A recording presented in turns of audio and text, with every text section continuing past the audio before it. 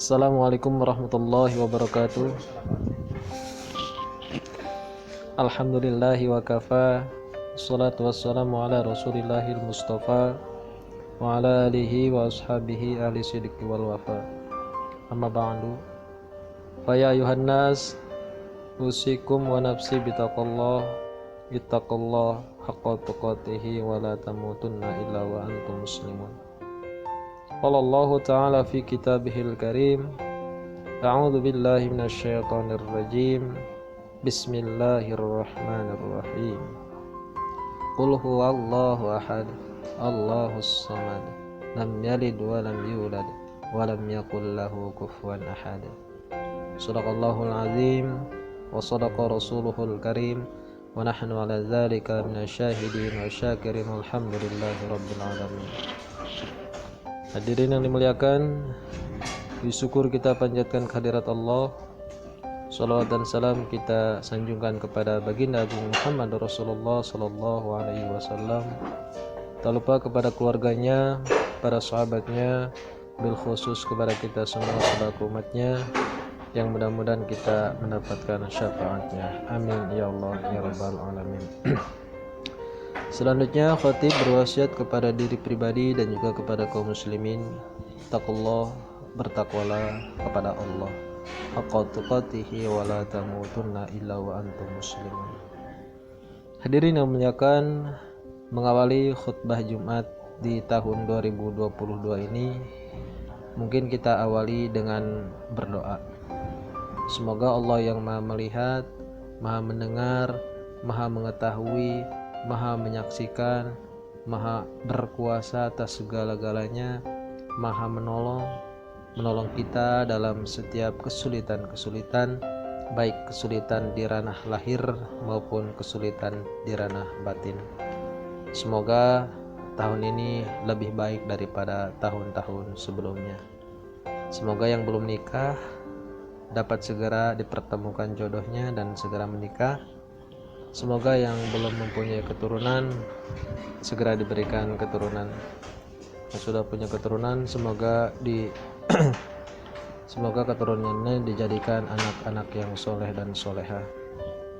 Yang belum punya rumah semoga di tahun ini segera diberikan rumah. Yang rumahnya belum layak semoga di tahun ini segera diberikan rumah yang layak. Dan kita semua diberikan keberkahan atas tempat tinggal kita.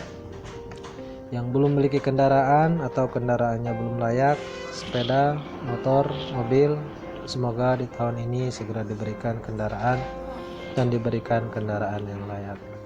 Dan semoga kita semua diberikan kebaikan-kebaikan dengan kendaraan yang kita miliki. Dan semoga di tahun ini kita bisa berziarah, berkunjung ke Mekah dan ke Madinah, ke makamnya Kanjeng Nabi Muhammad Sallallahu Alaihi Wasallam. Amin ya Allah ya Rabbal Alamin. Hadirin yang muliakan, ketika ada seorang yang berdoa tentang kebaikan-kebaikan bersama, hendaklah kita mengamininya. Kenapa? Karena kita tidak tahu dari mulut mana doa itu akan dikabulkan. Ya mungkin semakin banyak orang yang mengamininya, ya mudah-mudahan persentase dikabulkannya doa itu semakin besar. Hadirin yang muliakan, berbicara tentang doa. Mungkin khatib kita sudah pernah berbicara sangat banyak tentang itu. Sedikit tambahan dari kami tentang doa. Doa itu kan permintaan kepada yang lebih tinggi. Permintaan kepada yang lebih tinggi itu namanya doa. Kalau dari yang lebih tinggi ke yang lebih rendah itu namanya perintah. Kalau dari yang sejajar itu namanya iltimas. Dan makhluk yang paling tinggi derajatnya hanya manusia.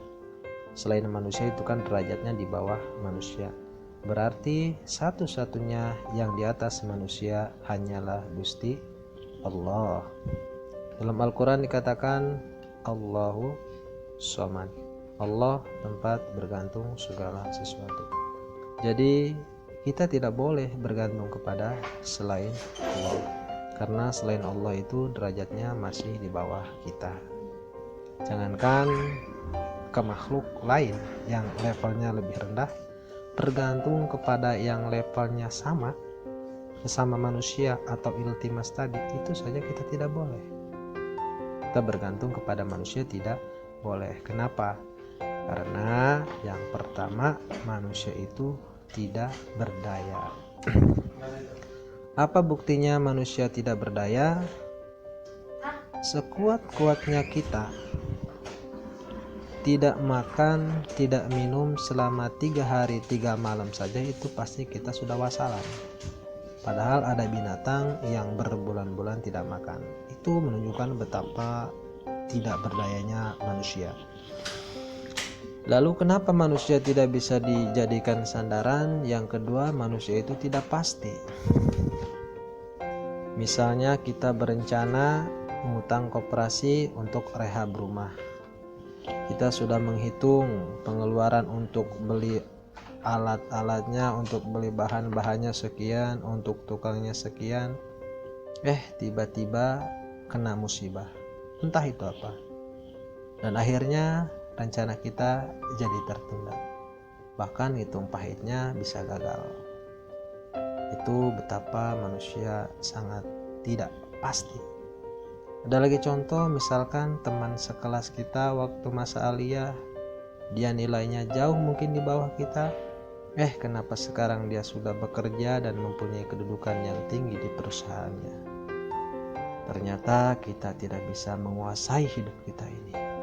Merasa paling ganteng misalnya, melihat teman sekelas dulu yang mungkin wajahnya standar ke bawah, jauh di bawah kita, sekarang dia sudah punya anak 3. Kitanya masih jomblo. Dan masih banyak lagi contoh-contoh ketidakpastian. Itulah manusia. Jadi makanya manusia tidak bisa dibuat sandaran. Lalu alasan yang ketiga, manusia itu terbatas. Apalagi ini, banyak sekali keterbatasan kita. Orang pintar saja misalkan, semakin dia paham akan ilmu sesuatu, maka semakin dia itu terbatas. Mungkin Bapak almarhum B.J. Habibie paham tentang pesawat terbangan, tapi ketika saya bertanya kepada almarhum B.J. Habibie, Pak B.J. Habibie, dari mana sudut menghisap rokok yang paling enak? Itu pasti Pak B.J. Habibie tidak tahu. Atau bagaimana cara membuat pakan yang berkualitas prima? Itu pasti beliau juga tidak tahu. Jadi sedahsyat apa sih manusia? Itu pasti dia terbatas. Makanya kalau ada manusia yang sombong, itu asli dia tidak pernah berkaca. Itulah makanya manusia tidak bisa dibuat sandaran, karena manusia itu terbatas.